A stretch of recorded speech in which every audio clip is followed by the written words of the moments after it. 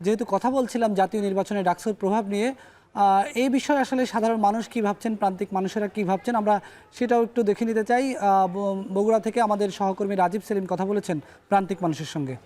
বগুড়া থেকে ভোটের ট্রেনে যুক্ত হচ্ছি আমি রাজীব সেলিম।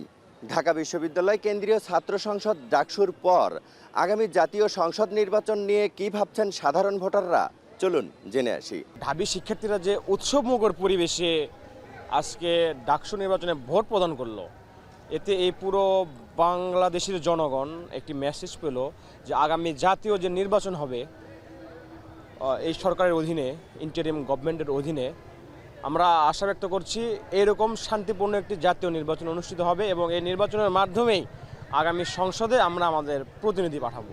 বিগত সময়গুলোতে আমাদের সাধারণ শিক্ষার্থী সহ যারা তরুণ ভোটার আছে তারা কিন্তু এভাবে উৎসুকমুখর পরিবেশে ভোট দিতে পারে নাই।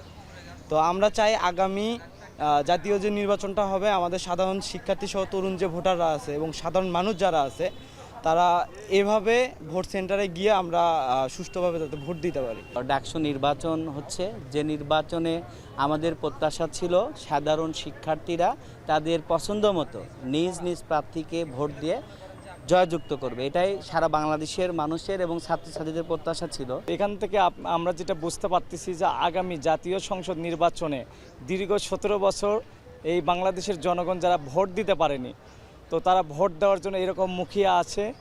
আশা করছি জাতীয় সংসদ নির্বাচনে এরকম উৎসবমুখর পরিবেশে একটি সুন্দর সুষ্ঠু গণতান্ত্রিক উপায়ে ভোট দিয়ে একটি গণতান্ত্রিক সরকার প্রতিষ্ঠিত করবে, আমরা এটা আশা করছি। আমরা আশা করব আগামী জাতীয় সংসদ নির্বাচনও যাতে এভাবে সুস্থভাবে হয়, সবাই যাতে ভালোভাবে নিজের দায়িত্বভাবে ভোট দিতে পারে, আমরা এটাই চাই। স্থানীয় সরকার চাই আমরা। জাতীয় নির্বাচনে দীর্ঘদিন ভোটাধিকার বঞ্চিত ভোটাররা ডাকসুর নির্বাচন দেখে আশার আলো দেখছেন। নিরপেক্ষ নির্দলীয় ভোটের মধ্য দিয়ে জনপ্রতিনিধি নির্বাচনের প্রত্যাশা সবার।